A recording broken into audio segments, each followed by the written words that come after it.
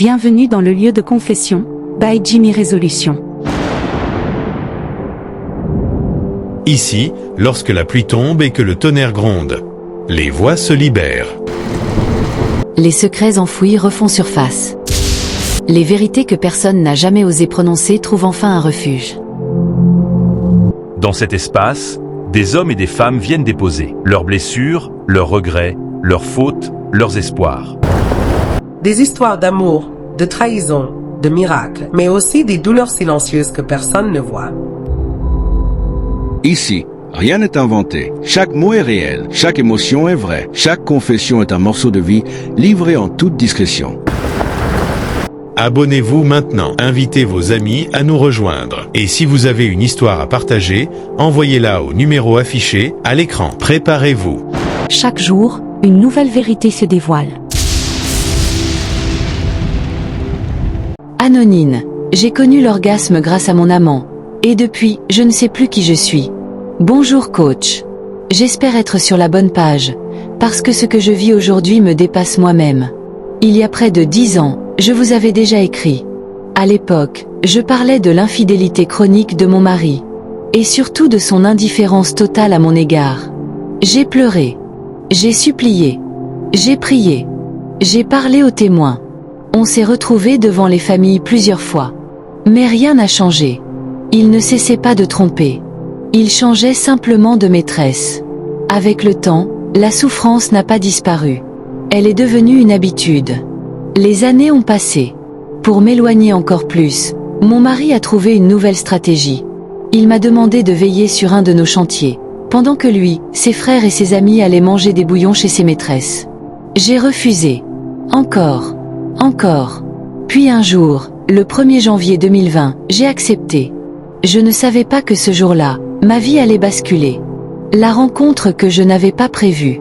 Je voulais simplement rencontrer le chef de chantier. Rien de plus. Quand il est arrivé, j'ai compris ce que voulait dire coup de foudre. Un homme grand, environ 1m80, la quarantaine. Correct. Calme. Respectueux. Nos regards se sont croisés. Il a détourné les yeux vers le ciel. Moi, je ne savais plus quoi faire de mes mains. Mon cœur battait si fort que j'avais l'impression qu'il l'entendait. Sa voix, sa façon de parler, tout me troublait.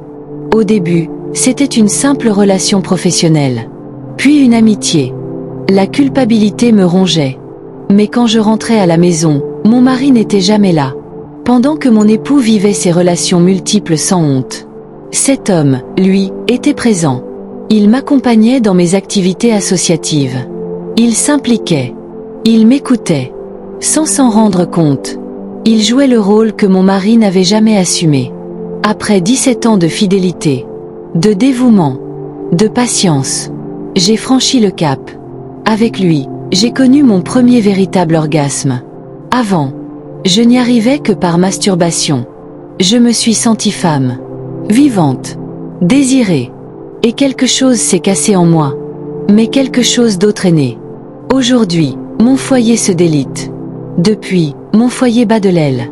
Je ne suis plus cette femme toujours disponible pour mon mari. Et sa belle famille, pourtant présente pendant des années. Mon amant n'est pas marié. Mais il est clair. Le mariage ne l'intéresse pas. Mon mari, lui, me demande indirectement de redevenir celle d'avant. Mais je ne peux plus. Avec ou sans amant. Je ne peux plus être cette femme-là. L'argent, le pouvoir. Et le dilemme. Mon amant ne me donne pas de l'argent pour me séduire. Mais quand je parle d'un projet, il demande. C'est pourquoi. S'il trouve le projet viable, il investit. Aujourd'hui, il a investi près de 22 millions dans mes entreprises. Mon mari le sait. Lors du premier investissement de 6 millions, il s'est moqué de moi devant lui. Le lendemain, mon amant est revenu et a doublé la somme. Mon mari m'a dit. Laisse le chef de chantier, il veut juste t'exploiter. Rends-lui son argent. Je n'ai pas rendu. Nous voyageons régulièrement. La fiancée officielle de mon amant est informée de notre partenariat. Sous toutes ses formes.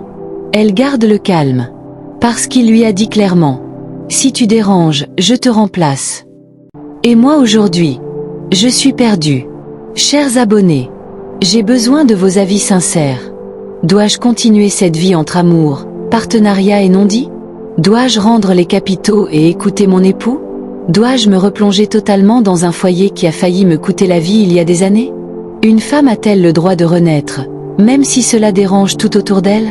Donnez-moi vos conseils en commentaire. Si vous êtes nouveau sur la chaîne, abonnez-vous.